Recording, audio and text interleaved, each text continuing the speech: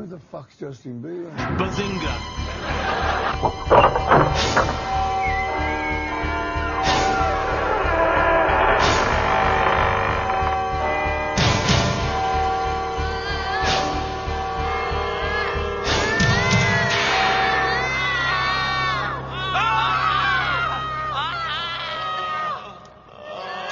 Não gosto de você.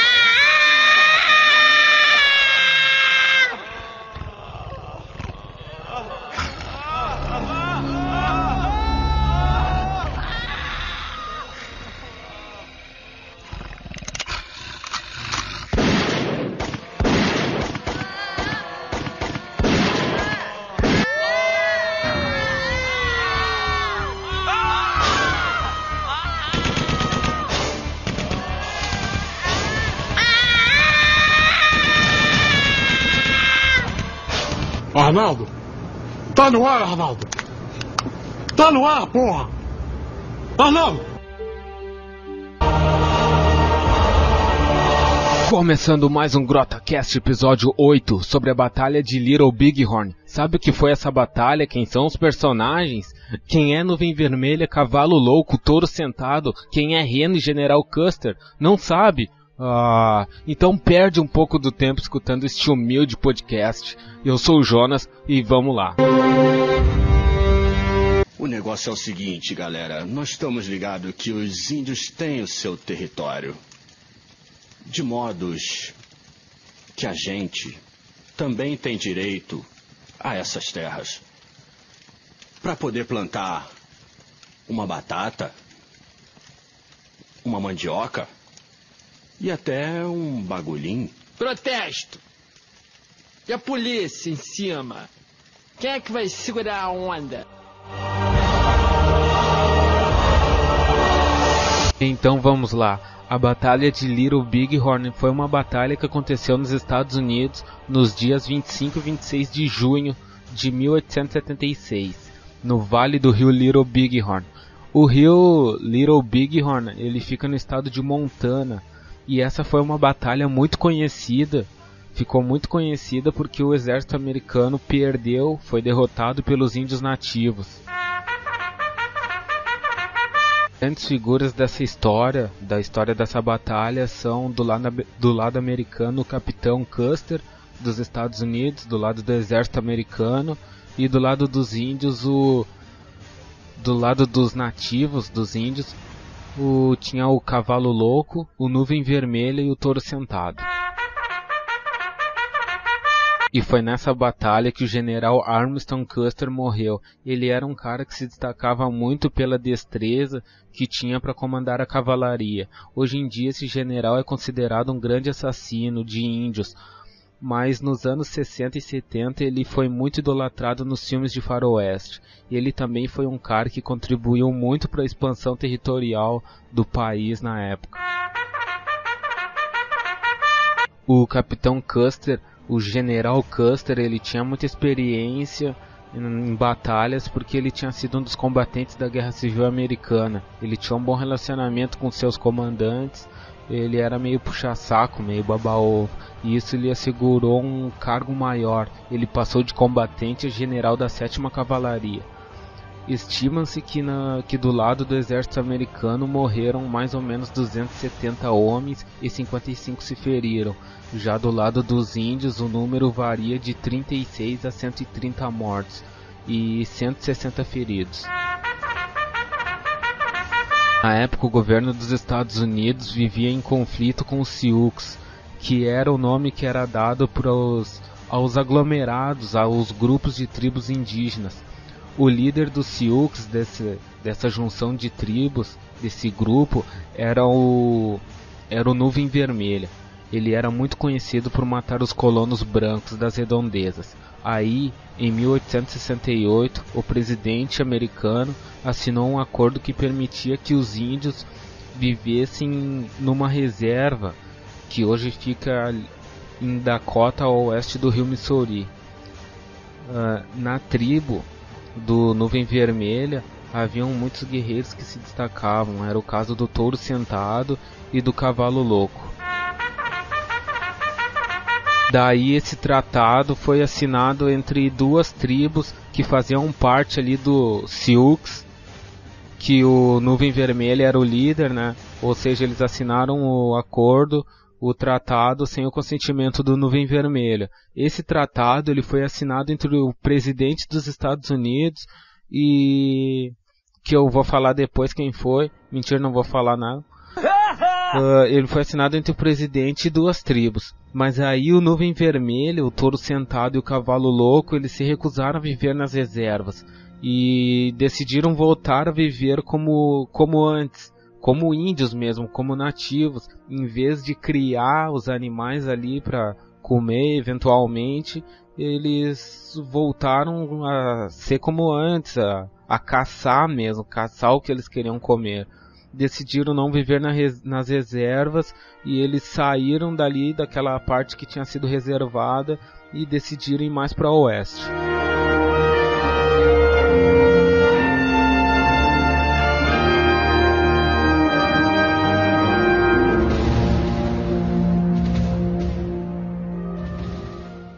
Fala pra mim.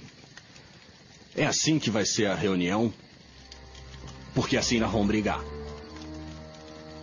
Esse filho da puta aí que vocês estão vendo que tá querendo tumultuar essa porra.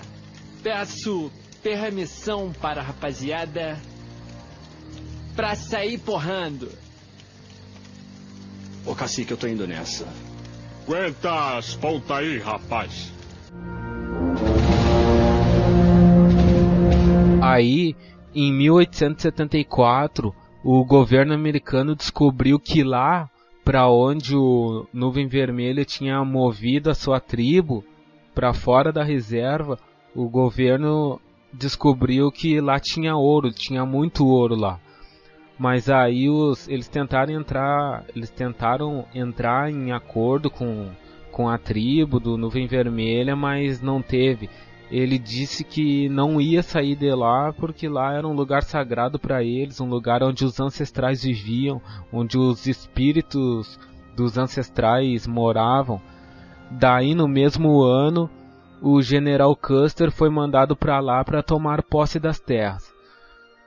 Nesse ano, Custer ele já era conhecido por ter atacado uma das aldeias dos índios, dos Sioux.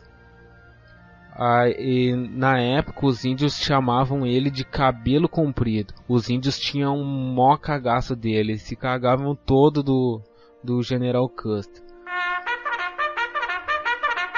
E o Nuvem Vermelha, sabendo que o governo tinha mandado o general Custer para lá para chutar a bunda deles, ele decidiu reivindicar um tratado, um acordo que evitava esses tipos de conflito. Daí o governo decidiu tentar entrar em acordo com os Sioux. Eles mandaram uma proposta para eles para comprar as terras. Só que o Nuvem Vermelha pediu um valor muito alto, era um valor impossível de ser pago. O Touro Sentado e o Cavalo Louco eles nem participaram das negociações. Aí as tribos que estavam nas reservas, que o governo tinha destinado para eles lá, para viver em paz lá, para não se incomodar, eles decidiram unir forças com a tribo do Nuvem Vermelha. Eles decidiram sair das reservas que o governo tinha destinado, e daí o governo fez o seguinte: ele estipulou uma data para que eles voltassem às reservas, aquele lugar que tinha sido destinado para eles lá, para não ter encheção de saco, para que eles vivessem em paz no seu espaço. E isso não aconteceu, eles não voltaram.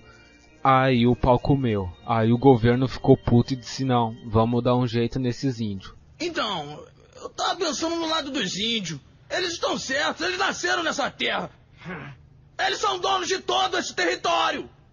Ora, os índios não trabalharam, fomos nós é que trabalhamos. Enquanto a gente trabalhava, estava tudo no oba-oba. Não tá mais aqui quem falou, tá? Pô, me dá uma ideia na moral. Vai! Aqui, vai, Gelorinho, filha da puta! Daí os índios, sabendo que o pau ia comer, né, que o sangue ia rolar, eles se concentraram nas margens do rio Little Bighorn e totalizaram 12 mil índios. se juntaram na beira do rio ali, aquela cambada de índio, 12 mil, um número bom, para enfrentar o exército americano. Daí, para a batalha, o exército americano se dividiu em 3 colunas. A primeira foi liderada pelo coronel Alfred Terry, que era nessa coluna que estava a 7ª Cavalaria do general Custer. A outra, a segunda, era liderada pelo general George Crook. E a última, a terceira, era liderada pelo coronel John Gibbon.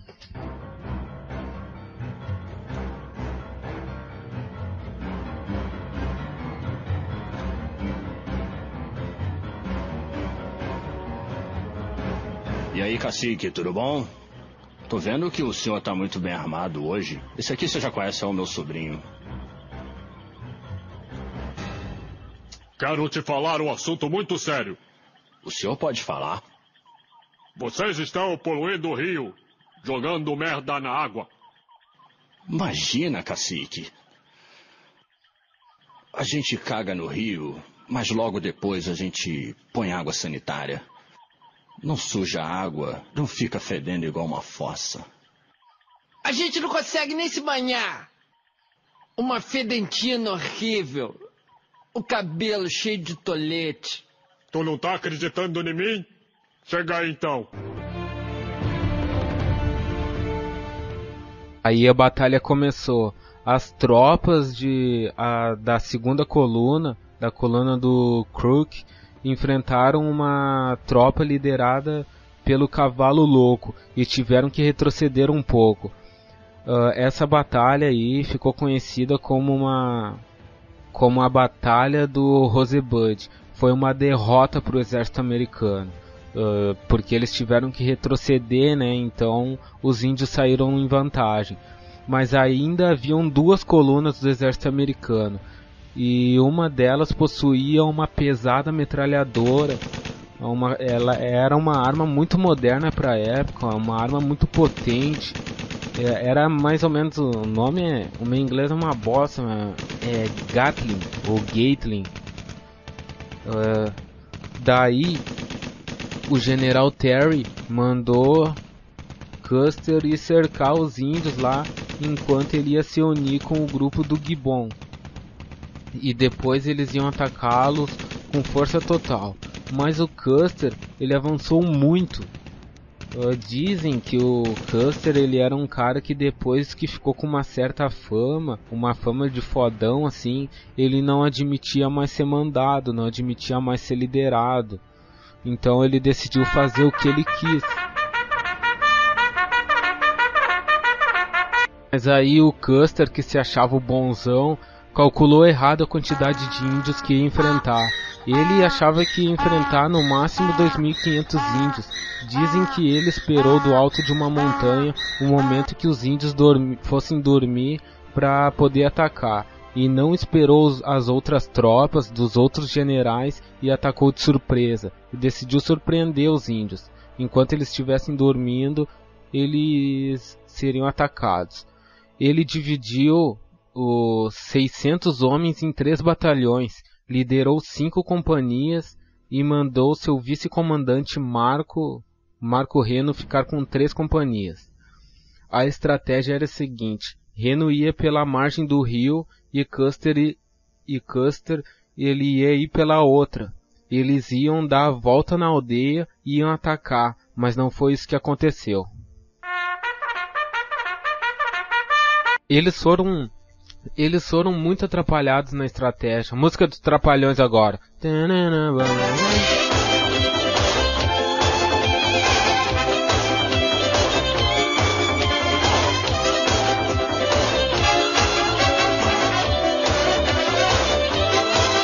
Daí o que aconteceu?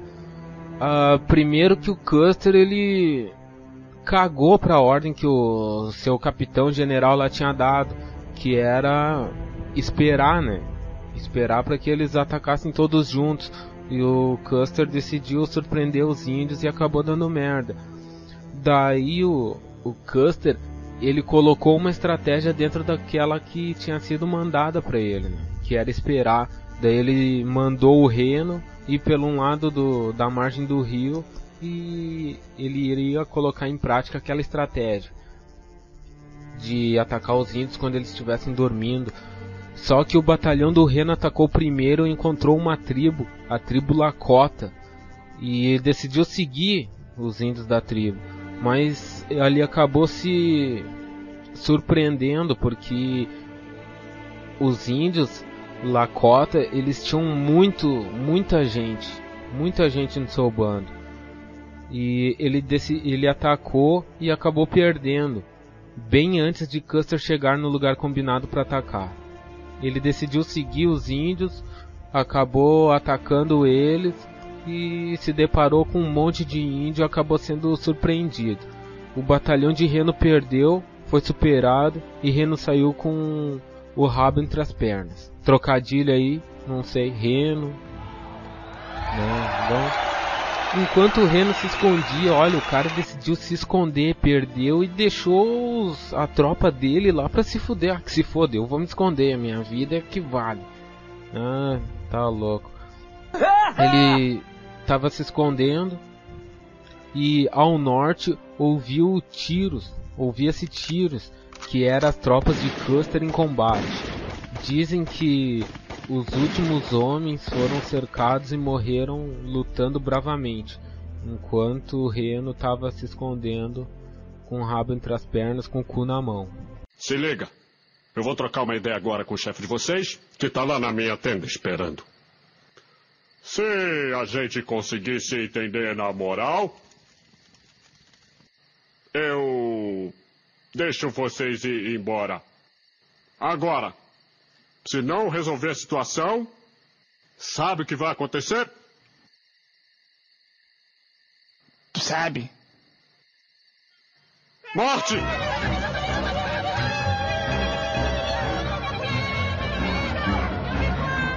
Bem, com todas essas trapalhadas deles aí, dessas estratégias de merda, um querendo ser mais que o outro, um querendo mandar mais que o outro, o exército americano acabou sendo derrotado.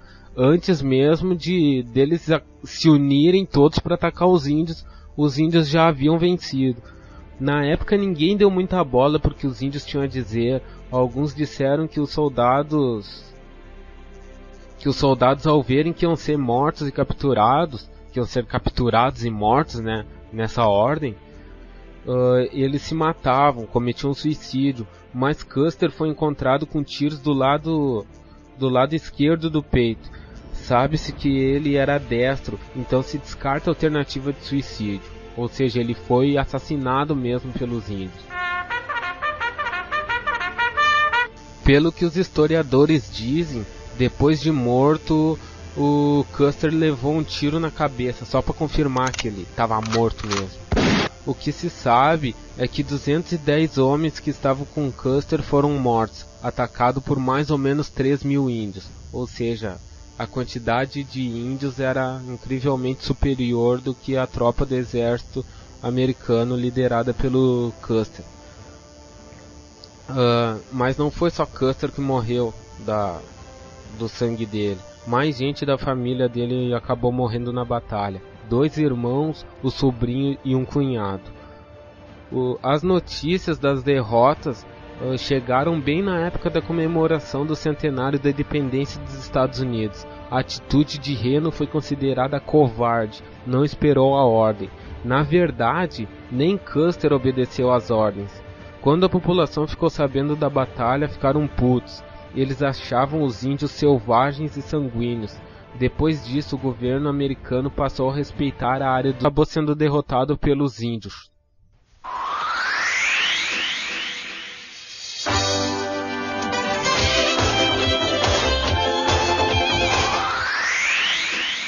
Eu já tô cansado! O cacique vai ligar durante a semana. Ah, mas tu é muito panaca! Eu não vou perder meu tempo com bobagem. Ó! Volta aqui, ó! Eu tô falando com você, rapaz! O senhor vai tomar no cu. Vai tomar no cu você! Seu monte de bosta! Eu vou dormir, que é o melhor que eu faço. Vai dormir o caralho! Tô falando contigo, seu filho da puta! Volta aqui! Tô falando uma parada importante contigo, tu vira as costas pra mim, tu pensa que eu sou palhaço? Eu só não te porro porque tu tem mais de 60 anos. Dá licença.